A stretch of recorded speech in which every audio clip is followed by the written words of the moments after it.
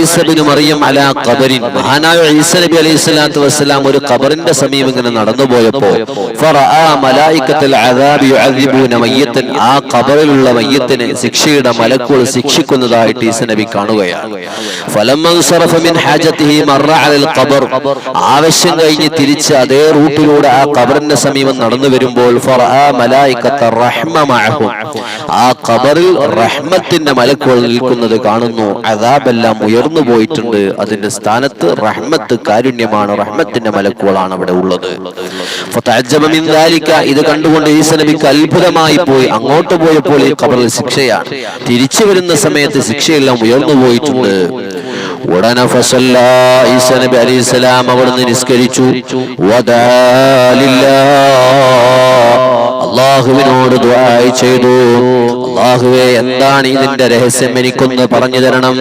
ഞാൻ അങ്ങോട്ട് പോയപ്പോൾ ഈ ഖബറിൽ ശിക്ഷയാണ്, തിരിച്ചു വരുമ്പോ അനുഗ്രഹമാണ്, റഹ്മത്താണ്, ശിക്ഷ ഉയർന്നു പോയിട്ടുണ്ട്.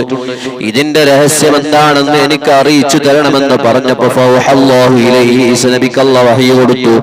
യാ ഈസ, ഓ ഈസ നബിയേ, കാന ഹാദൽ അബ്ദു ആസിയൻ, ഈ ഖബറിലുള്ള മനുഷ്യൻ ഒരു ദോഷിയായ മനുഷ്യനാണ്, തെറ്റുകൾ ചെയ്ത് ജീവിച്ച മനുഷ്യനാണ്.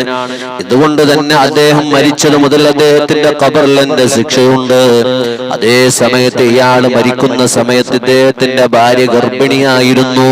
കുറച്ചു കഴിഞ്ഞപ്പോൾ ആ ഭാര്യ പ്രസവിച്ചു, അതിലുള്ളൊരു കുട്ടിയെ ആ ഭാര്യ നല്ല പോലെ വളർത്തുകയാണ്, നല്ല അദബ് കൊടുത്തു, മര്യാദ കൊടുത്തു. ഫസല്ലമതുഹു ഇലൽ കിതാബ്, ഗ്രന്ഥം പഠിക്കാൻ വേണ്ടിയിട്ട് ഒരു ഉസ്താദിന്റെ സമീപത്ത് ഈ കുട്ടിയെ തന്റെ ഭാര്യ ഏൽപ്പിക്കുകയാണ്.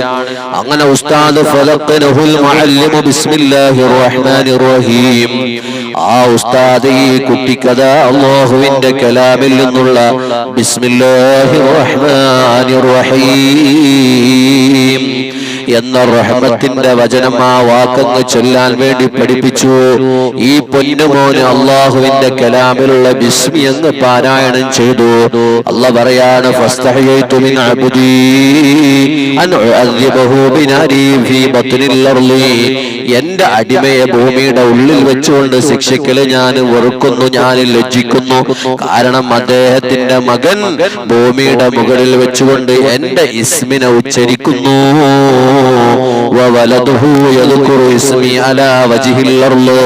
ഭൂമുഖത്ത് വെച്ചുകൊണ്ട് അദ്ദേഹത്തിന്റെ കുട്ടി എന്റെ നാമം ബിസ്മി ചൊല്ലിക്കൊണ്ടിരിക്കുന്നു. അതുകൊണ്ട് അതിന്റെ കാരണം ഈ പിതാവാണല്ലോ, ആ പിതാവിനെ പിന്നെ ശിക്ഷിക്കൽ എനിക്ക് ലജ്ജയായി. അതുകൊണ്ട് ഞാൻ ഈ ഖബറിൽ നിന്ന് ശിക്ഷ ഉയർത്തിക്കളഞ്ഞു.